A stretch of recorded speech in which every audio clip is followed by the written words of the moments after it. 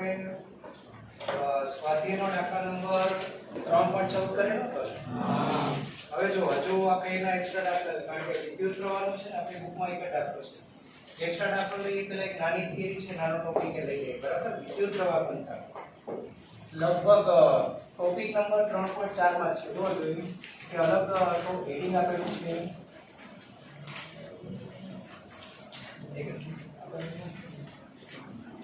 ચાલો, વિદ્યુત પ્રવાહ ઘનતા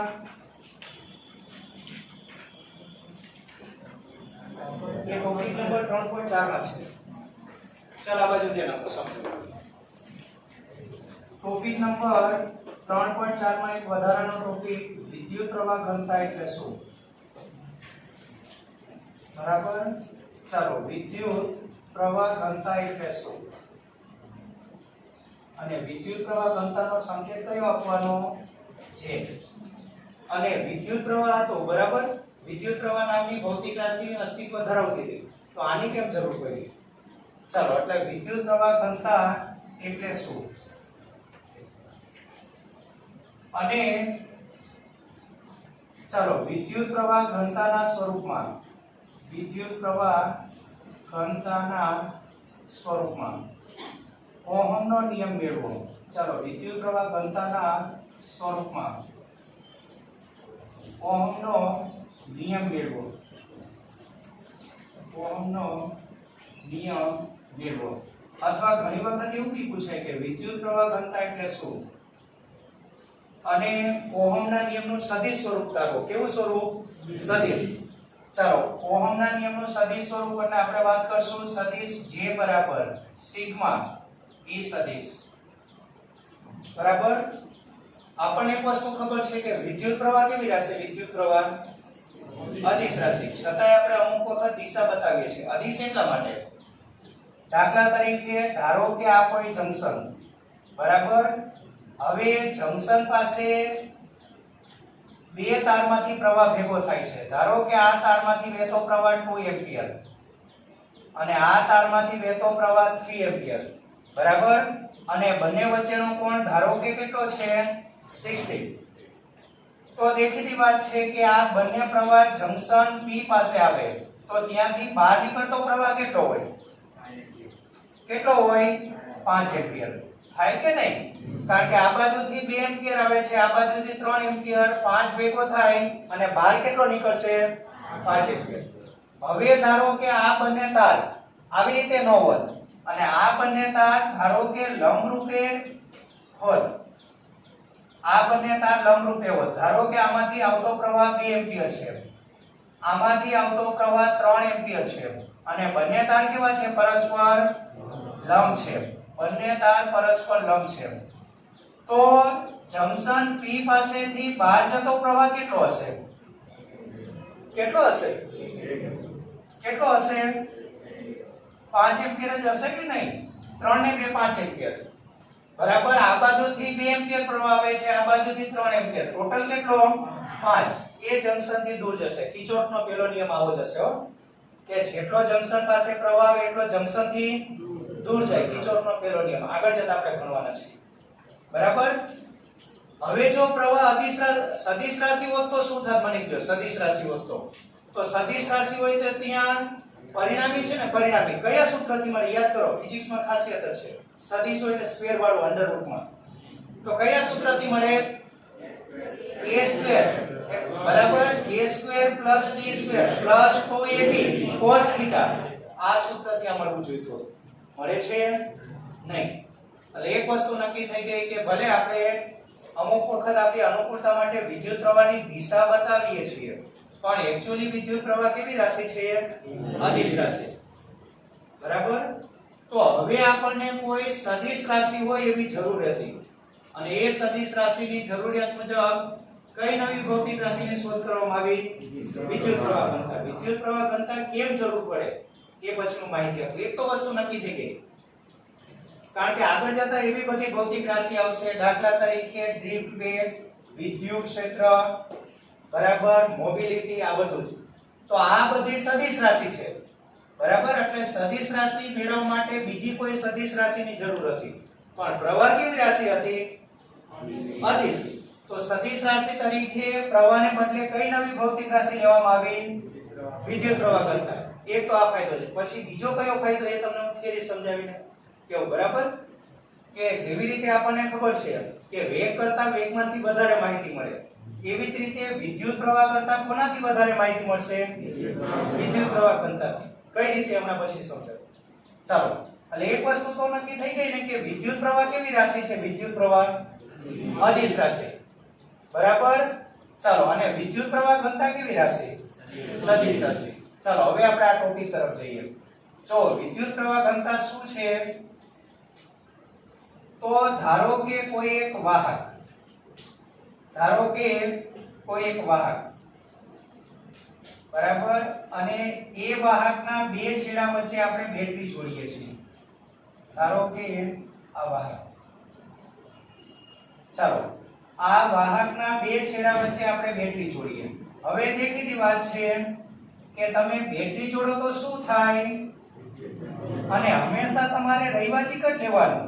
આપણને ખબર છે કે રૈવાજિક પ્રવાહ આ રીતે હશે કે નહીં? અને વાહકની અંદર શું ઉત્પન્ન થાય? વિદ્યુત ક્ષેત્ર. પેલું ચેપ્ટર તમને સર સમજાવશે. વિદ્યુત ક્ષેત્ર. ચાલો, વાહકના કયા છેડાથી કયા છેડા તરફ કહેવાય? વાહકનો આ છેડો કેવો કહેવાય? પોઝિટિવ. આ કેવો કહેવાય? તો વિદ્યુત ક્ષેત્ર કઈ બાજુ પ્રેરિત થાય? પોઝિટિવ થી નેગેટિવ. આ બાજુ વિદ્યુત ક્ષેત્ર પ્રેરિત થશે કે નહીં? ચાલો, રૈવાજિક પ્રવાહ તો આ બાજુ જ હશે ને? આ તમારો રૈવાજિક પ્રવાહ, બરાબર? ચાલો, આ રૈવાજિક પ્રવાહ કેટલો હશે? રૈવાજિક પ્રવાહ I પ્રવાહ છેક સુધી વહે, તો ખબર છે ને તમને? ચાલો, આ ચેપ્ટરમાં આગળ જતા હજુ આવશે. હવે હું શું કરું? આમાં બે આડછેદ ધ્યાનમાં લઈ લઉં. ધારો કે એક આડછેદ આ લઉં છું, બરાબર, અને બીજો આડછેદ ધારો કે હું આ રીતે લઉં છું, 300. આ બીજો આડછેદ. ચાલો, આ બે આડછેદ આપણે ધ્યાનમાં લઈએ. તો હવે શું થાય જુઓ. ચાલો, આ બીજો આડછેદ, બરાબર. હવે આ આડછેદનું ક્ષેત્રફળ આપણે કેટલું લઈ લેશું? a લઈ લઈએ.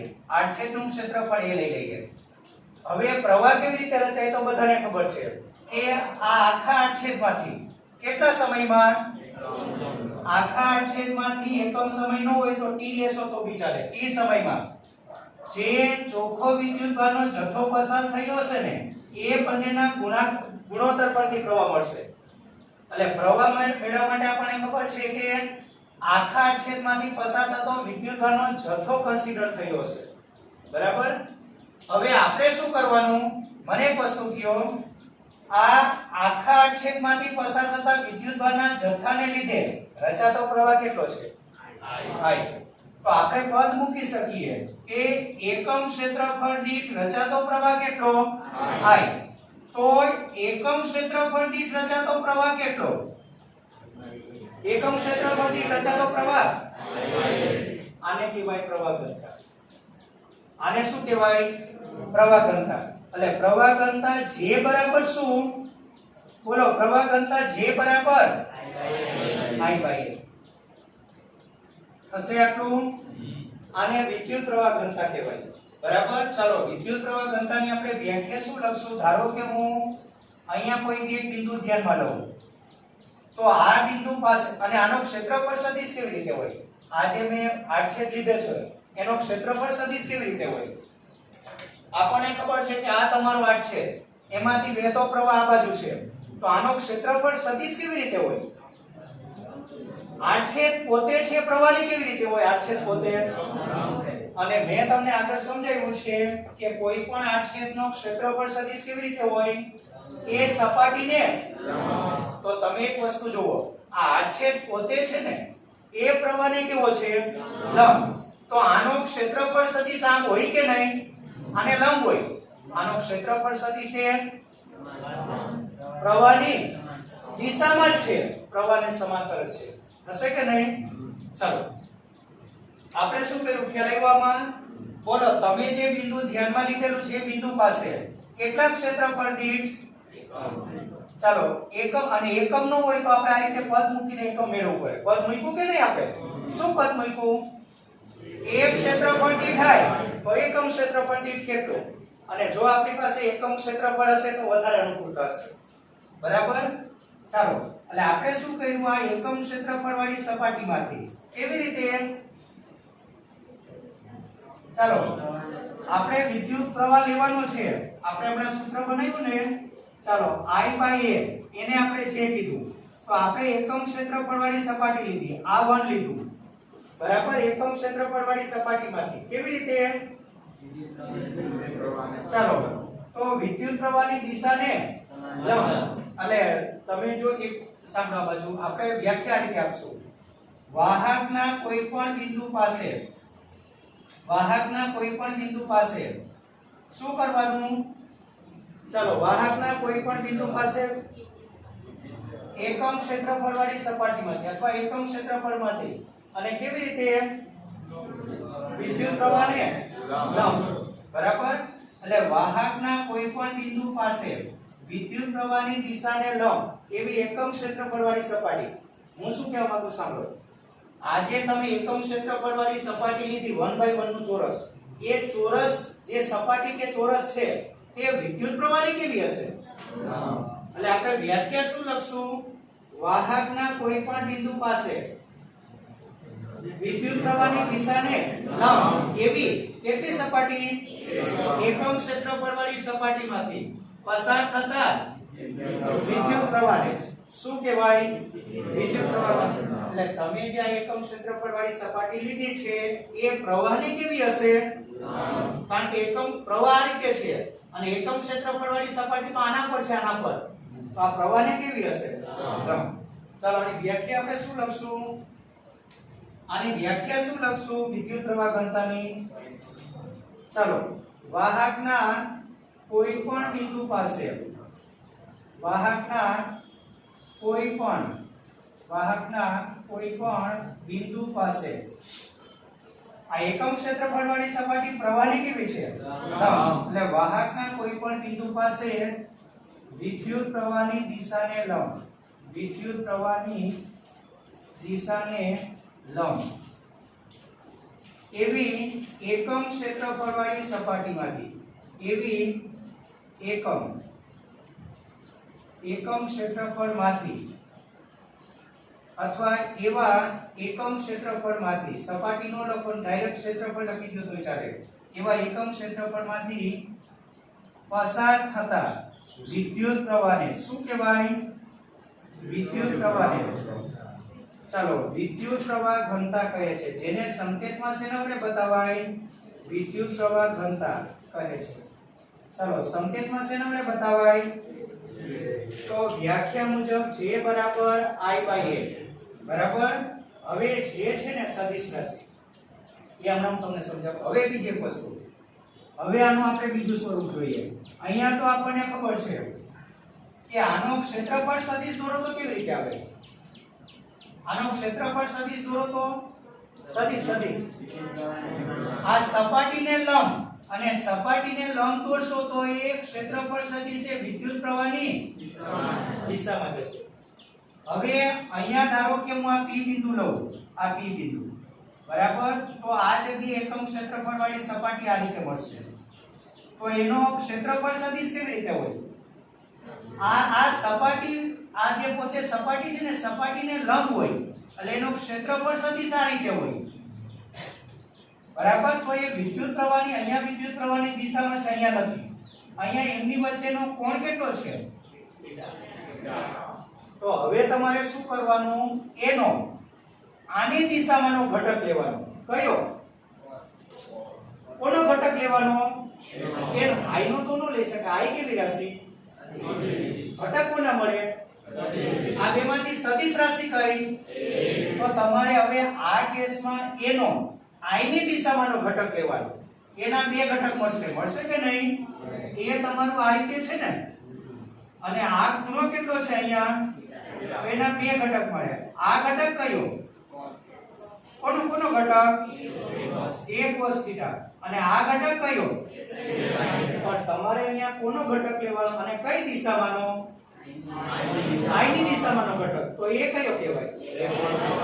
તો હવે તમારું આ જેનું સૂત્ર કયું આવે છે સદિશ J બરાબર બોલો I upon A cos θ હશે આટલું ચાલો વિદ્યુત પ્રવાહ ઘનતા સદિશ રાશિ એટલે અહીંયા આ તો અદિશ રાશિ ને તો અહીંયા તીર કરું તો કોના પર તીર કરાય પેલી બાજુ A પર બરાબર ચાલો હવે આપણે આ વધારાની માહિતી આપીએ અત્યાર સુધી ખ્યાલ આવે છે ને શું છે તે વિદ્યુત પ્રવાહ ઘનતા અને એનાથી ફાયદો શું થાય હમણાં હું તમને સમજાવું બરાબર વિદ્યુત પ્રવાહ ઘનતાથી ફાયદો શું થાય તે સમજાવું ચાલો તો J બરાબર I by A હવે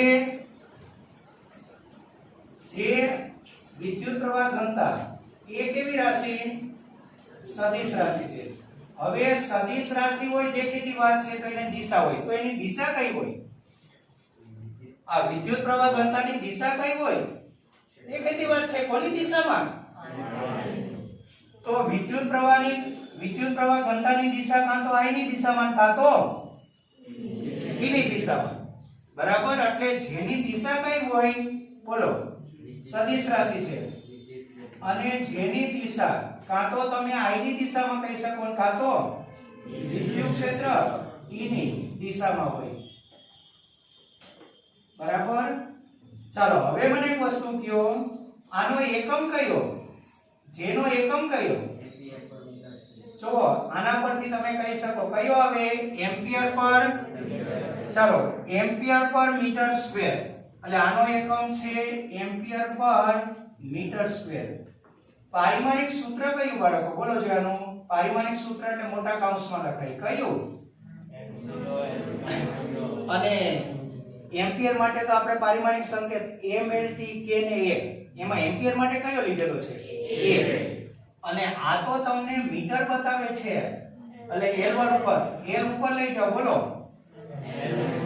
l -2 અને a1 બાકીના બે પદ શૂન્ય સમજાય છે આટલું ચાલો હવે તમારે વિદ્યુત પ્રવાહ ઘનતાના સ્વરૂપમાં ઓહમનો નિયમ તારવવાનો તો હવે કેવી રીતે જઈએ જુઓ ચાલો હવે આપણે સૂત્ર તારવીએ ચાલો એ સૂત્ર માટે શું કરશું આપણને ખબર છે કે ઓહમના નિયમ મુજબ આપણે પહેલા ધારી લો ધારો કે વાહકના બે છેડા વચ્ચે કેટલો વોલ્ટેજ લાગુ પડતા V જેટલો વોલ્ટેજ લાગુ પડતા એટલે તમારે પહેલા છે ને ઓહમના નિયમ પ્રમાણે જવાનું V IR ચાલો ઓહમના નિયમ મુજબ V IR થશે આટલું આને પરિણામ નંબર આપો 1 એના માટે પહેલા લખજો કે વાહકના બે છેડા વચ્ચે શું લાગુ પડતા V વોલ્ટેજ લાગુ પડતા ધારો કે તેમાંથી વહેતો પ્રવાહ કેટલો છે I તો ઓહમના નિયમ મુજબ V IR થશે આટલું ચાલો હવે શું કરશું હવે તમારે બીજા ચેપ્ટરમાં એક સૂત્ર આવશે એટલે તમારે આમાંથી બે ની વેલ્યુ મૂકવાની થાય કોની V અને R તો બીજા ચેપ્ટરમાં એક સૂત્ર આવશે કે ધારો કે લાગુ પાડેલ વોલ્ટેજ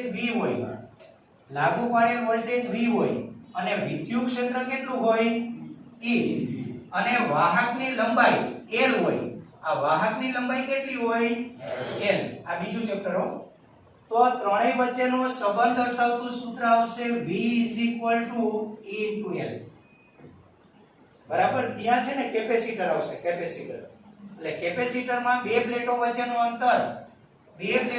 અંતર આપણે L ની જગ્યાએ D લેવાના છે ત્યાં શું લેશું બીજા ચેપ્ટરમાં તો ત્યાં તમારું સૂત્ર શું થશે બરાબર પણ આપણે તો વાહકની લંબાઈ અહીંયા લેવાનું છે ચાલો હવે ધારી લો જો વાહકની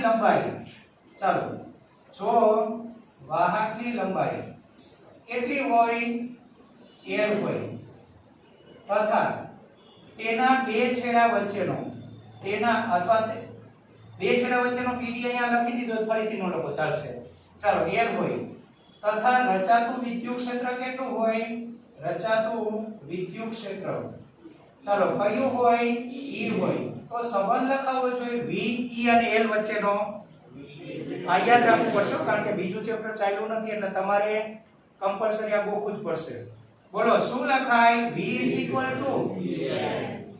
EL ચાલો બાળકો થયું આટલું હવે તમારે આર નું તો ડાયરેક્ટ સૂત્ર મૂકી દેવાનું યાદ કરો આર નું સૂત્ર તારવેલું હતું રોએલ બાય એ ધારવેલું હતું કે નહીં? ચાલો, પરંતુ આપણે લખી દઈશું પરંતુ r બરાબર શું? રોએલ બાય એ. ચાલો, આ બંને કિંમત શેમાં મૂકીએ? r અને v ની કિંમત ક્યાં મૂકીએ? તો સમીકરણ 1 પરથી. ચાલો, શું કહી શકાય? v ની જગ્યાએ શું લખો? અને i r ની જગ્યાએ શું લખો? રોએલ બાય એ. બંને બાજુથી વાહકની લંબાઈ કેન્સલ થઈ જાય. i બાય એને શું કહેવાય? કારણ કે આ તો લાવવું તો પડશે જ ને. i બાય એને શું કહેવાય? જે વિદ્યુત પ્રવાહ ઘનતા કહેવાય કે નહીં? એટલે આમાં તમારે i બાય એ છે એને તમે શું કહી શકો? તો બાકીનું પદ શું રહ્યું તમારું? e બરાબર ચાલો j ρ થશે. આદિ સ્વરૂપ સદિશમાં લખો તો કોના બે ઉપર તીર કરાય? ચાલો, આ સૂત્રને આપણે સદિશ સ્વરૂપમાં લખતા. ચાલો, આ સૂત્રને આપણે કયા સ્વરૂપમાં લખીએ?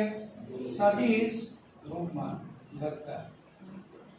હવે તમે સદિશ સ્વરૂપમાં લખો તો આ સૂત્ર તમારું આવે, તમારી પાસે છે E બરાબર J ρ.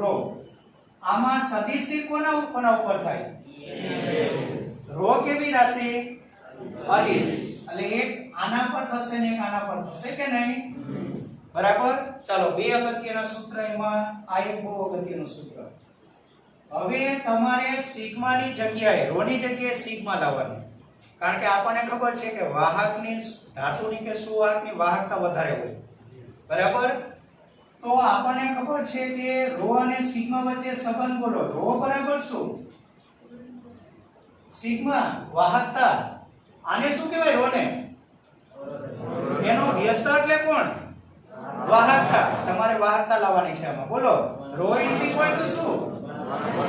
1 સિગ્મા. આ સિગ્મા ને શું કહેવાય ખબર છે ને? વાહકતા કહેવાય. ચાલો, અહીંયા મૂકી દો. માટે સદિશ E બરાબર ચાલો j અને ρ એટલે 1 આ સદિશ સોરી. ચાલો, આ ગુણાકારમાં જાય તો j બરાબર શું? Sigma into E. આ છે ને ઓહમના નિયમનું સદિશ સ્વરૂપ કહેવાય. તમે જે ઓહમનો નિયમ જાણતા હતા કયો? v આ ઓહમના નિયમનું અદિશ સ્વરૂપ. અને આ જે મેળવ્યું ને એ તમારું શું કહેવાય? બરાબર. ચાલો, જે ઓહમના નિયમનું આ જે સૂત્ર છે એ શું બતાવે છે? ઓહમના નિયમનું ચાલો કયું સ્વરૂપ બતાવે છે? સદિશ સ્વરૂપ દર્શાવે છે. સદિશ સ્વરૂપ દર્શાવે છે. ચાલો, થયું આટલું? હવે મને એક વસ્તુ કહેજો. હવે જો વિદ્યુત પ્રવાહ ઘનતાનો શું ફાયદો છે હમણાં એકદમ ક્લિયર થઈ જશે. ખાલી તમને સમજાવી દઉં. જો તમે અત્યારે જે આડછેદ લીધેલો છે ને એ નિયમિત છે કે અનિયમિત? આડછેદ નિયમિત. હવે ધારો કે આવો વાહક ન હોય અને અનિયમિત આડછેદ ધરાવતો વાહક છે. કેવો? અનિયમિત ધરાવતો વાહક છે. બરાબર. હવે શું થાય? આ વાહકના હું 3 બિંદુ ધ્યાનમાં લઉં. A બિંદુ, B બિંદુ અને ત્રીજું C બિંદુ. આ 3 બિંદુ ધ્યાનમાં લઉં. જોજો, બરાબર કહેજો. હવે મને એક વસ્તુ કહો, ધારો કે આ જગ્યાએ સાંકડો ભાગ હોય, આ જગ્યાએ પહોળો હોય, તો ધારો કે આમાંથી આડછેદમાંથી 5 એમ્પિયરનો પ્રવાહ વહેતો હોય, તો બધા આડછેદમાંથી વહેતો પ્રવાહ કેટલો હોય? આપણને ખબર છે કે વાહક નિયમિત હોય કે અનિયમિત એના દરેક આડછેદમાંથી વહેતો પ્રવાહ કેવો હોય? સમાન હોય. બરાબર. હવે મેં તમને શું કીધું? તમારી પાસે અત્યારે કેવો આડછેદ છે? અનિયમિત. કઈ જગ્યાએ સાંકડો કઈ જગ્યાએ પહોળો છે આપણને બિલકુલ ખબર નથી. અને ધારો કે આમાંથી વહેતો પ્રવાહ 5 એમ્પિયર છે, તો અહીંયા જે આડછેદ હશે એમાંથી વહેતો પ્રવાહ કેટલો હશે? 5 એમ્પિયર. જોજો, હમણાં વિદ્યુત પ્રવાહ ઘનતાથી શું ફાયદો થાય હમણાં ખ્યાલ આવી જશે. બરાબર. આમાંથી વહેતો પ્રવાહ બી કેટલો હશે? 5 એમ્પિયર. આમાંથી વહેતો પ્રવાહ બી કેટલો હશે? તો આમાં કયો આડછેદ નાનો હશે કયો મોટો હશે પ્રવાહ પરથી ખબર પડી શકે નહીં. હવે પ્રવાહ ઘનતા પરથી ખબર પડી જશે. જુઓ કઈ રીતે સમજો. ધારો કે આ જગ્યાની પ્રવાહ ઘનતા 2 એમ્પિયર પર મીટર સ્ક્વેર છે. આ જગ્યાની પ્રવાહ ઘનતા 4 એમ્પિયર પર મીટર સ્ક્વેર છે. અને આ જગ્યાની પ્રવાહ ઘનતા ધારો કે 3 એમ્પિયર પર મીટર સ્ક્વેર છે. હવે અર્ધઘટન કરીને નીકળો. ચાલો, આપણને ખબર છે કે 3 3 આડછેદ પાસે I કેવું, તો જ્યાં પ્રવાહ ઘનતા વધારે હશે ત્યાં આડછેદ કેવો હશે, નાનો હશે. તો મને એક વસ્તુ કહો, કયા બિંદુ પાસે આડછેદ સૌથી નાનો હશે? તો B બિંદુ પાસે આડછેદ સૌથી નાનો હશે. બોલો, એના કરતા આ જગ્યાએ મોટો હશે, હશે કે નહીં? અને આ જગ્યાએ શું હશે? સૌથી મોટો હશે. તો આડછેદ કઈ જગ્યાએ નાનો હશે, કઈ જગ્યાએ મોટો હશે? અર્થઘટન શું તમે પ્રવાહ પરથી કરી શક્યા? કેના પરથી? બસ, વિદ્યુત પ્રવાહ ઘનતાનો ફાયદો. ખ્યાલ આવે છે? ચાલો, એટલે તમારો વાહક છે ને આ ટાઈપનો હશે, આ ટાઈપનો હશે. હશે કે ને? લાઉડ સ્પીકર જેવો આકાર આવી જશે, થાય કે નહીં? એટલે તમારો વાહક આ ટાઈપનો હશે. ખ્યાલ આવે છે? વિદ્યુત પ્રવાહ ઘનતા શું છે, એનાથી શું ફાયદો થાય? ખ્યાલ આવ્યો? આપણને ખબર છે કે અનિયમિત આકારના કોઈ વાહકમાંથી પ્રવાહ વહેતો હોય તો દરેક આડછેદ પાસે શું સરખો હશે? તો વિદ્યુત પ્રવાહ પરથી કયો આડછેદ નાનો હશે, કયો મોટો હશે, કોઈ પ્રકારનું અર્થઘટન ન કરી શકાય. એ કોના પરથી થઈ શકે? તો વિદ્યુત પ્રવાહ ઘનતા પરથી કેવી રીતે અર્થઘટન થાય? જે જગ્યાએ આડછેદ નાનો હશે ત્યાં વિદ્યુત ઉલટું જઈએ, જે જગ્યાએ વિદ્યુત પ્રવાહ ઘનતા મોટી હશે એ આડછેદ કેવો હશે? નાનો. અને જે જગ્યાએ વિદ્યુત પ્રવાહ ઘનતા નાની હશે એ આડછેદ કેવો હશે? મોટો. એટલે આમ વિદ્યુત પ્રવાહ કરતા કોનાથી વધારે માહિતી મળે છે? વિદ્યુત પ્રવાહ ઘનતાથી વધારે માહિતી મળે. બીજો શું ફાયદો થયો કે જે જગ્યાએ આપણે સદિશ ગણતરી કરવાની હશે ને તો ત્યારે આપણને શું કામ નથી લાગવાનું? વિદ્યુત પ્રવાહ. તો ત્યારે ગણતરીમાં આપણે કોને ઉપયોગમાં લઈ શકાય? વિદ્યુત પ્રવાહ ઘનતા. એટલે વિદ્યુત પ્રવાહ ઘનતા વ્યાખ્યાયિત કરવામાં આવે. ખ્યાલ આવે છે આટલું? ચાલો જોઈ લઈએ પર વ્યવસ્થિત. ચાલો લખો. દાખલાના વિભાગમાં હેડિંગ લખો R બરાબર ρl. આમાં કોમ્પિટિટિવમાં એક MCQ આઈએમપી પર્સન્ટેજ વાળો. જો તારની લંબાઈમાં 12% નો વધારો કરવામાં આવે તો અવરોધમાં કેટલો વધારો થાય? આવું એક MCQ અગત્યનું. ચાલો લખો. R બરાબર ρl આધારિત દાખલા.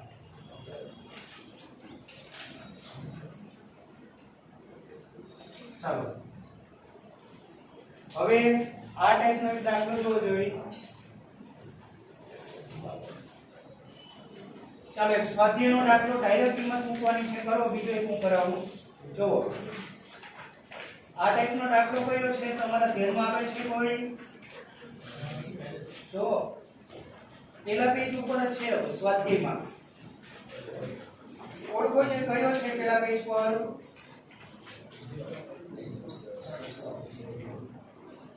દાખલો ઓળખો, હું કહી દઉં તો મીનિંગ નહીં લે કોઈ. નહીં, તાપમાન વાળા દાખલા તો અલગ છે, આપણે લેવાના જ નથી. એ તો સૂત્ર મેળવવાનું બાકી. કયો દાખલો? છઠ્ઠો દાખલો જુઓ. 15 સેન્ટીમીટર લંબાઈ શું આપ્યું છે? L. સ્વાધ્યાયનો 3.6 L આપેલું છે. 6 × 10⁻⁷ મીટર જેટલું નિયમિત ક્ષેત્રફળ શું આપ્યું છે? L અને આપેલું છે. ધરાવતા તારમાંથી અવગણી શકાય તેટલો ઓછો પ્રવાહ પસાર કરવામાં આવે ત્યારે તેનો અવરોધ કેટલો મળે છે? 8. તો શું શોધવાનું છે? અવરોધકતા કેટલી હશે? આવડશે ને?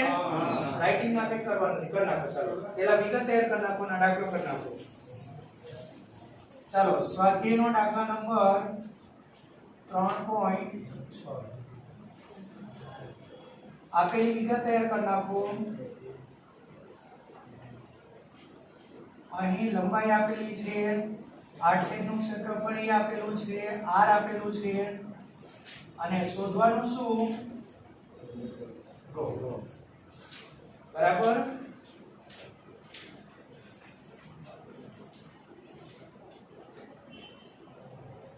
1.5 મીટર. આ કેટલું છે? આ છે કેટલું છે?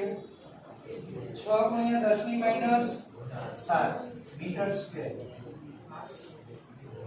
અને અવરોધ કેટલો આપ્યો છે? અવરોધ 5 ઓમેગા ને. ચાલો આપણે લખશું શું? વાહકનો અવરોધ R બરાબર વાહકનો અવરોધ R બરાબર સૂત્ર કયું? rho L by A. પરથી આવડશે ને? ચાલો થઈ ગયો. એક અગત્યનો દાખલો હવે જે હું કરાવું છું તે અગત્યનો દાખલો. ચાલો સ્વાધ્યાયનો દાખલા નંબર 3.16 અગત્યનો દાખલો.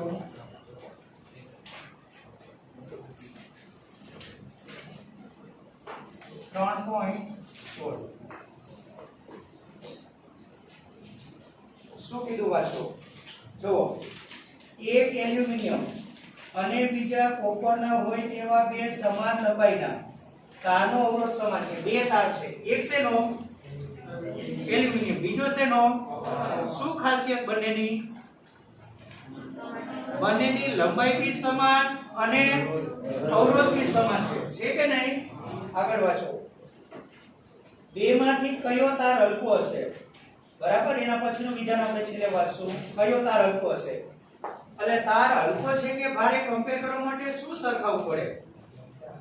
એનું કદ સરખાવવું પડે. શું સરખાવવું પડે? કયો હલકો કયો ભારે નક્કી કરવું હોય તો શું લેવું પડે? એનું દળ લેવું પડે. શું સરખાવવું પડે? દળ. બરાબર. ચાલો નીચે તમને આપેલું છે જુઓ. rho L એટલે શું? rho L એટલે એલ્યુમિનિયમ ની અવરોધકતા. લખતા ને આ બધું સમજી લ્યો કેવી રીતે જવાનું જુઓ. ચાલો અહીં બે તાર છે. પહેલા કયા તાર માટે વાત કરશું? ચાલો એલ્યુમિનિયમના તાર માટે. એલ્યુમિનિયમના તાર માટે લખતા નહીં સમજી લ્યો. ખાલી તમને એક આપેલું છે અવરોધકતા. ચાલો એની અવરોધકતાને આપણે શું લખશું? આની અવરોધકતાને શું લખશું? rho L. કેટલી છે? ચાલો 2.6 ને 6 થી ને 10⁻8 ઓહમ ઇન્ટુ મીટર. બીજું શું આપેલું છે એની વાંચો જોઈ. એ હજુ એના માટે છે જુઓ. સાપેક્ષ ઘનતા છે ને? સાપેક્ષ ઘનતા. બરાબર. અત્યારે આપણે આની ચાલે છે એલ્યુમિનિયમના તારની દેજો. સાપેક્ષ ઘનતા કેટલી છે બોલો જોઈ? કેટલી? 2.7 અને એને કોઈ ઘાતાંક ન હોય. હવે તમારી ગણતરીમાં છે ને સાપેક્ષ ઘનતાની ને નિરપેક્ષ ઘનતાની જરૂર પડશે. તો એની નિરપેક્ષ ઘનતાને હું શું કહી દઈશ? ઘનતા માટે કયો સંકેત લેતા? પણ એ rho કોના માટે વપરાઈ ગયો છે? તો જ્યારે અવરોધકતા માટે rho વપરાઈ ગયેલો હોય ત્યારે ઘનતા માટે ડેન્સિટી d સંકેત લેવો. તો આની ઘનતાને આપણે શું કહીશું? d of l. કેટલી કરવાની? સાપેક્ષ ઘનતાને કેટલા વડે ગુણવાનું? પાણીની ઘનતા વડે. ખબર છે ને? તો કેટલા આવશે? 2.7 બોલો 10⁻³ અને ઘનતાનો એકમ આપણને ખબર છે કિલોગ્રામ પર મીટર ક્યુબ. થશે આટલું. હવે તમારે વિગત કોના માટે તૈયાર કરવાની? કોપર. ચાલો કોપરના તાર માટે. કોપરના તાર માટે ચાલો શું કરવાનું? કોપરના તાર માટે તમને આ બે વસ્તુ આપેલી છે. એની અવરોધકતાને આપણે શું કહીએ? અવરોધકતા ચાલો rho of Cu કેટલા છે? 1.72 ને 1.72 10⁻⁸. ચાલો હવે મને એક વસ્તુ કહો. આના કરતા આની અવરોધકતા વધારે છે તો બે માંથી વાહક પણ વધારે હશે? એલ્યુમિનિયમ કે કોપર? કારણ કે એની અવરોધકતા ઓછી એની વાહકતા વધારે એટલે વધારે વાહક હશે. ચાલો એની સાપેક્ષ ઘનતા આપેલી છે. એની સાપેક્ષ ઘનતા આપેલી છે. કેટલી છે બોલો જોઈ? 8.1 10 ની સોરી 8.9. ચાલો આપણે તો સાપેક્ષ ઘનતાની જરૂર નથી, નિરપેક્ષ ઘનતાની જરૂર છે ને, શેના વડે બતાવશું? ચાલો E of Cu. ચાલો કેટલા થશે? 8.9 પાણીની ઘનતા વડે ગુણવો પડે એટલે 10 ની 3 ઘાત કિલોગ્રામ પર મીટર ક્યુબ. ચાલો હવે શું કરશું? બંને તારના અવરોધો કેવા છે? બે વસ્તુ સમાન છે. કઈ બે વસ્તુ? ચાલો બંનેના અવરોધ અને લંબાઈ સમાન છે, તો આપણે અવરોધ સમાન છે એ શરત પરથી જઈએ. ચાલો હવે બંને તારના અવરોધો સમાન છે. બંને તારના અવરોધો સમાન છે. ચાલો બરાબર. માટે શું કહી શકાય? એલ્યુમિનિયમ તારનો અવરોધ એટલે R of L અને R of Cu વચ્ચે શું? ચાલો હવે સૂત્ર લખી દો. બરાબર બધે નાખો. ચાલો આનું સૂત્ર કયું? બોલો જે આનું સૂત્ર કયું? ρ L upon A અને આ બાજુ કોણ? ρ L upon A. હવે બાજુમાં કોની બાજુમાં સંકેત નહીં અપાય? કોની બાજુમાં અપાશે? આ સરખું છે ને, તો આની બાજુમાં સંકેત ન આપો. આ તો અલગ અલગ તો આપવો પડે ને. અહીંયા બી L, અહીંયા Cu, અહીંયા Cu. L માં કેમ સંકેત ન આપ્યું? કારણ કે બંનેની લંબાઈ કેવી છે? સમાન છે. બંનેની લંબાઈ સમાન છે. હવે બાળકો મેં તમને એક વસ્તુ કીધી છે કે તમારે દળ લાવવાનું, દળ અને ઘનતા. તો દળ અને ઘનતા એ કોની જગ્યાએ આવશે? તમને ખબર છે કે ઘનતા બરાબર દળ ભાગ્યા, તો કદ લાવશો તો ઘનતા આવશે કે નહીં? તો કદ લાવવા માટે શું કરશું? અંશ અને છેદમાં કાં તો L વડે ગુણન કાં તો મેં તમને સૂત્રમાં એક વસ્તુ લખાવી દીધી કે કોના વડે ગુણવાની? બેમાંથી જેની માહિતી આપી એના વડે ગુણવાનું. કોની માહિતી આપેલી છે? તમને એક વસ્તુ કે આખા દાખલામાં ક્યાં આડછેદનું વર્ણન છે? કોની માહિતી છે? તો અંશ અને છેદમાં કેટલા વડે ગુણવાના? L વડે. ચાલો L વડે ગુણો તો આ તમારું પદ આવે ρ L. આ શું થઈ જાય? L square. બરાબર. અત્યારે આપણે કેન્સલ નહીં કરીએ, પછી કરીએ. ચાલો આ શું થઈ જાય? ડાયરેક્ટ લખી દો, ખ્યાલ આવશે? આ શું થઈ જાય? V થઈ જાય. ડાયરેક્ટ ખ્યાલ આવશે ને? ચાલો અને આ બાજુ તમારું ρ Cu L સ્ક્વેર અને નીચે શું થઈ જાય? V Cu. ચાલો જ્યાં V શું બતાવે છે? V પદ દર્શાવે છે. ચાલો થયું. બંને બાજુથી શું કેન્સલ થઈ જાય? કેન્સલ. હવે દળ લાવવા માટે શું કરશું? આપણને ખબર છે કે ઘનતા બરાબર શું? દળ ભાગ્યા કદ. બરાબર. તો ઘનતા D બરાબર, અને આપણે કદને સૂત્રનો કરતા બનાવો. ચાલો આ ઘનતા D, દળ M, કદને શું સંકેત આપીએ? V. તો આપણે શું કરશું? બોલો V ની જગ્યાએ શું મૂકશું? ચાલો કે આ તમારું પદ આવે ρ L, આની જગ્યાએ મૂકશું M upon D. D છેદનો છેદ ક્યાં જાય? અને બધા માટે અલગ અલગ હશે એટલે અહીંયા તમારે L. અને આ કેમ અલગ થયું ખબર છે ને? કદ અલગ હશે. ચાલો તમને કે કન્ફ્યુઝન હોય તો બોલો, ફરીથી સમજાવો. અત્યાર સુધી ખ્યાલ આવે છે? ચાલો આ બાજુ શું લખાશે? DCU.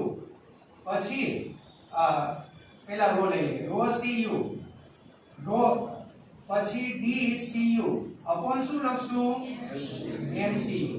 તમારે કોને સૂત્રનો કરતા બનાવવાનો? ચાલો m વાળા પદ આ બાજુ ભેગા કરો તો MCU અપોન ML. ચાલો બાકીના પદ ભેગા કરો. શું લખાય? ρ Cu ઇન્ટુ DCU ρ AL અને DL. થશે આટલું? કિંમત મૂકો એટલે બધું જ પદ કેન્સલ થઈ જશે. જુઓ કિંમત મૂકો. બરાબર. ચાલો ρ Cu કેટલા છે? 2 મિનિટ, બહુ લાંબુ નથી. કેટલું છે? 1.72. 10 ની કેટલી ઘાત? ચાલો 10 ની -8 DCU કેટલા? DCU કેટલા? 8.9 10 ની 3 ઘાત હશે આટલું. ચાલો નીચેનું પદ કેટલું? રો L કેટલા? ચાલો 2.63 into 10⁻⁻8 અને આ કેટલા છે? 2.7 10⁻³ હશે આટલું. 10 ની 8 ઘાત કેન્સલ થાય, 3 ઘાત કેન્સલ થાય, સાદુરૂપ આપો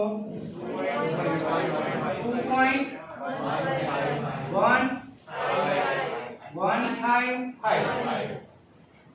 ગુણોત્તર મોટો એટલે કોણ વધારે હશે? કોણ મોટું? કોપર. એટલે બેમાંથી કયો તાર ભારે છે? તમને હલકો કયો છે એ પૂછ્યું તો જવાબ કરીને શું લખશો? આમ કહી શકાય કયો તાર? એલ્યુમિનિયમ તાર હલકો હશે. બરાબર. ચાલો આટલું પૂરું કરજો. એમાં બીજી વસ્તુ છે. બીજી વસ્તુ શું કીધું વાંચો જો. ચાલો તે પરથી સમજાવો કે શા માટે ઓવરહેડ પાવર કેબલ માટે એલ્યુમિનિયમના તાર પસંદ કરવામાં આવ્યા. આજે આ 3 તારની લાઈન બહાર દેખાય ને એમાં કયા તાર હોય? ને અહીંયા ને જોર બહાર એલ્યુમિનિયમ. તો એ હલકા હોય ને, જો ભારે હોત તો શું થાય? પોતાના વજનને કારણે ઝૂલી પડે, અને ઝૂલી પડે તો કોક ઝૂલા ખાવા બી દોડી જાય. બરાબર. એટલે એલ્યુમિનિયમના તાર કેવા છે? હલકા. એટલે પોતાના વજનને કારણે ઝૂલી પડતા નથી. એટલે ઓવરહેડ કેબલમાં હંમેશા શેનો ઉપયોગ થાય? એલ્યુમિનિયમ. આ દાખલો પૂરો કરना પણ નેક્સ્ટ ટાઈમ હું તમને લખાવીશ. બરાબર. ખ્યાલ આવે છે ને દાખલો? એક અગત્યનો દાખલો.